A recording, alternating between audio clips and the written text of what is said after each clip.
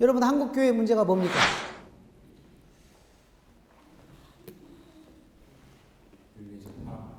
윤리적 타락이라고 할 수 있겠죠. 보통 심각한 문제가 아니에요. 이게 참 낯을 들고 다닐 수도 없는 그런 지경입니다. 어느 장로님은 개신교 역사상 가장 타락한 교회가 지금 한국교회다, 이렇게 얘기하시는 분도 있습니다.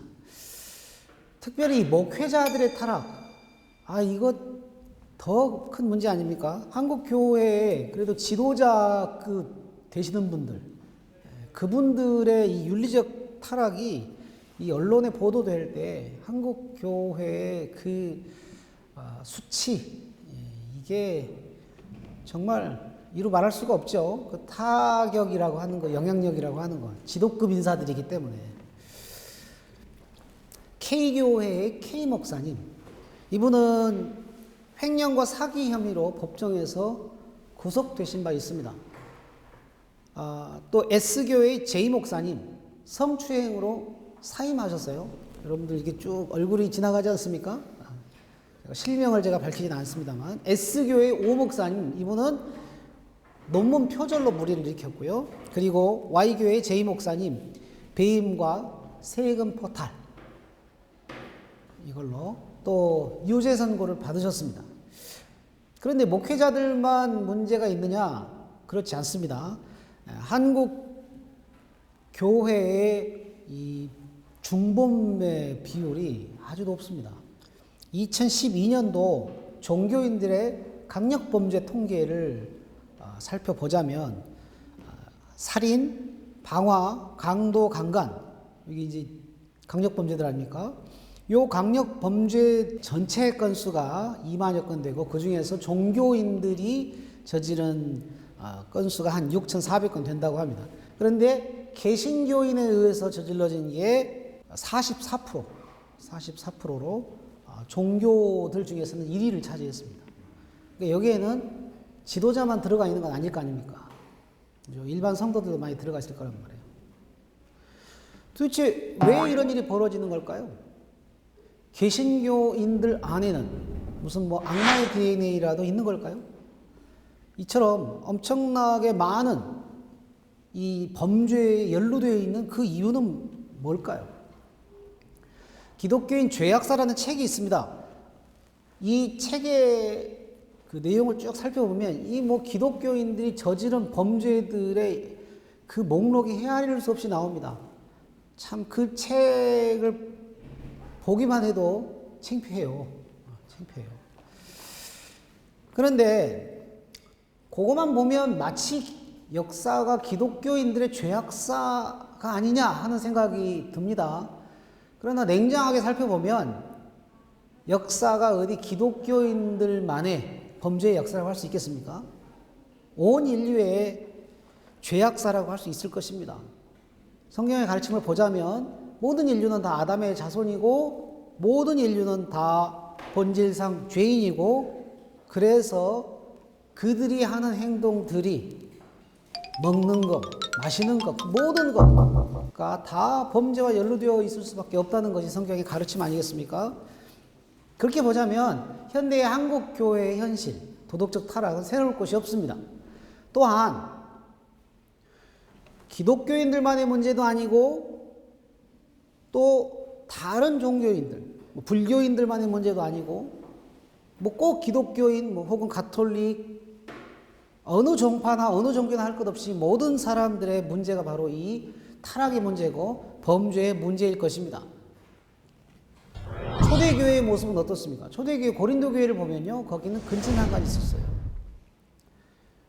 이 자식이 거기 보면 아버지의 아내라고 되어 있거든요. 아버지의 아내. 아버지의 아내면 엄마잖아요. 근데 엄마는 아닌 것 같아요. 아버지의 아내라고 되어 있는 거 보니까. 아마도 계모가 아닐까 싶은데, 계모와 이 근친상간을 떼는 거예요. 그것도 한두 번이 아니고 지속적으로 그와 같은 일이 일어났다는 거예요. 또 유럽 교회는 어떻습니까? 미국 교회는 어떻습니까? 오늘날 한국 교회만의 문제라고 할 수 없다는 겁니다. 그러니까 단순히 윤리적 타락하면 모든 시대, 모든 종교, 모든 인류가 다 포함이 되지만 지금 현재 한국 교회 현실이 갖는 독특성, 그건 따로 있습니다. 그건 뭘까요? 이것은 단순히 타락의 문제가 아니라 어떤 죄를 지어도 그 죄를 고치지 못한다는 것, 고칠 수가 없다는 것, 그게 문제입니다. 잘못이 있으면 그 잘못을 고치고 해야 되지 않겠습니까? 그죠? 근데 그게 안 고쳐져요. 앞서 얘기했던 그 K 목사님, 이분이 법정에서 이 실형을 선고받으셨거든요. 자, 교회 담임 목사님이 법정에서 실형을 선고받으셨어요. 그러면 교인들은 어떻게 해야 됩니까? 치료를 해야 될 거 아니에요.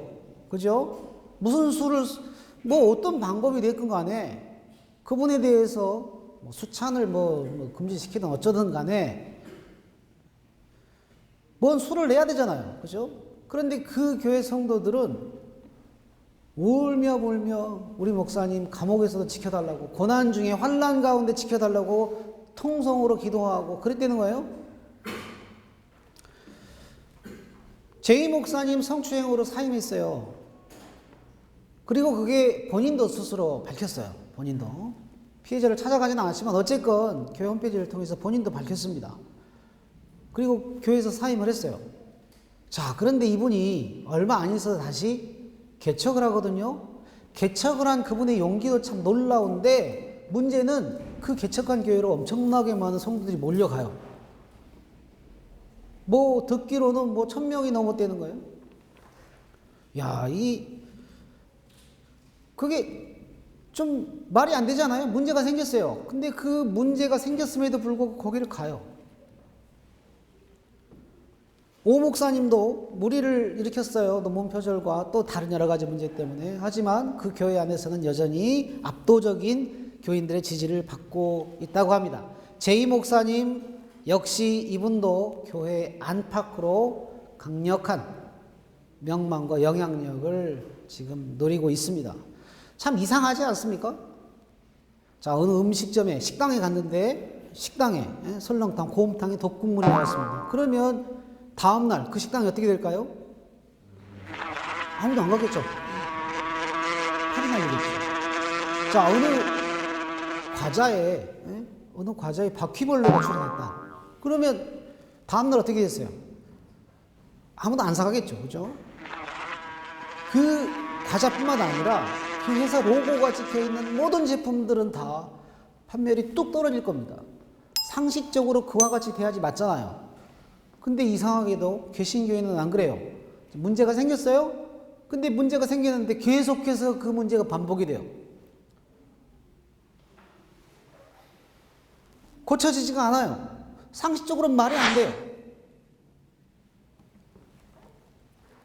영화 변호인에서 송강호 씨가 이런 대사를 합니다. 이런 게 어디 있어요? 이러면 안 되는 거잖아요. 상식적으로 도저히 이해할 수 없는 일이 지금 현재 우리 한국교회 안에서 벌어지고 있다. 단순히 윤리적 타락의 문제가 아니라 잘못을 했어. 근데 그 잘못을 고치질 않아. 고칠 필요도 없지. 안 고쳐도 어차피 오니까. 이게 지금 현재 한국교회의 문제라는 겁니다. 다른 말로 하면 이것은 한국교회의 회개가 실종됩니다. 회개할 줄 몰라요. 회개할 필요도 없어요.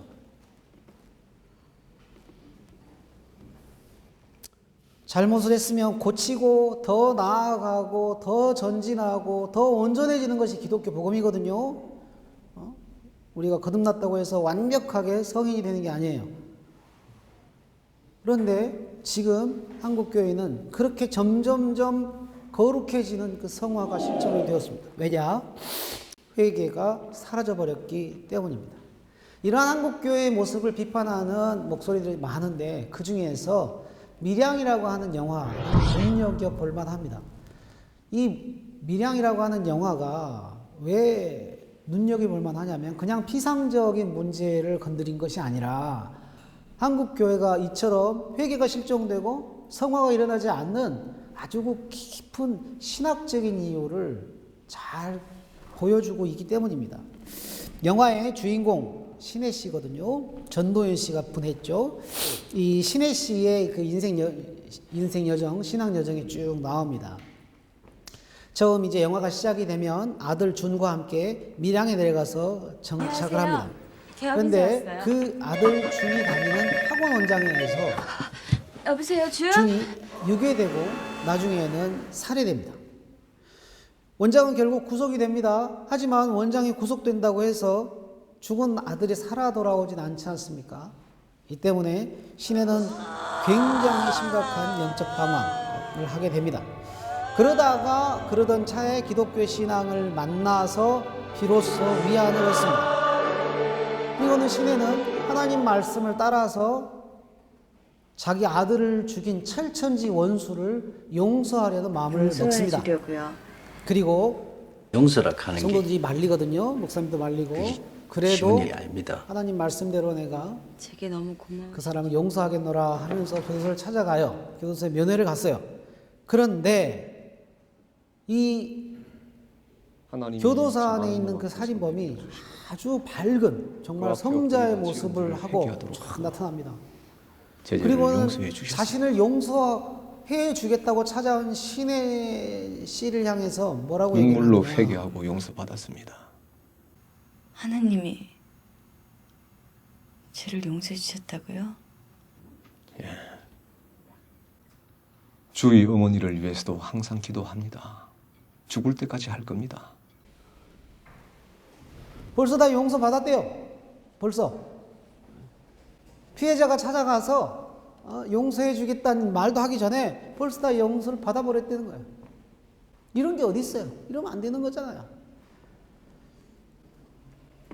그런데 이게 영화가 아니라 현실이에요.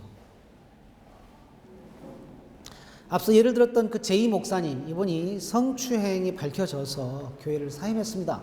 그런데 3년을 채 못 채우고 이분이 다시 개척을 하거든요. 개척했는데 많은 사람들이 몰려 들어와요. 많은 사람들이.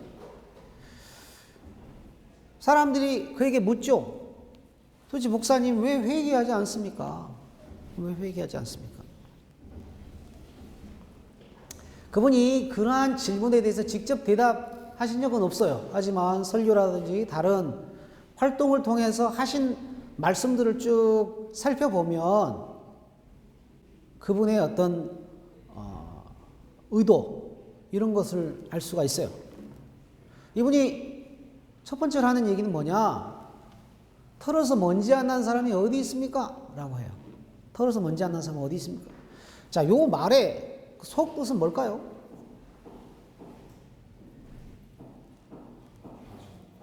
다 죄인이라는 얘기죠. 다 죄인. 나만 죄인이냐? 질문하는 넌 죄인 아니냐? 너도 죄인이잖아. 그런 얘기인 거죠. 회개를 사람 앞에서 해요? 이런 얘기도 있어요. 회개를 사람 앞에서 해요? 요 이야기는 또 무슨 얘기예요? 행간을 살펴보면 나는 벌써 하나님 앞에서 다 회개했다. 그런 얘기죠. 그리고 교회는 잘못을, 허물을 들춰내는 것이 아니라 보혈로, 그리스도의 보혈로 허물을 씻어주는 것입니다. 이렇게 얘기를 합니다. 그 얘기는 무슨 얘기예요? 네, 자기는 용서받았다. 그런 얘기죠. 교회는 보혈로 죄를 씻어주고 허물을 덮어주고 하는 곳이라는 거예요. 그러니 교회 안에 있는 자기도 벌써 용서받고 허물이 다 덮어졌다. 이런 얘기 아니겠습니까?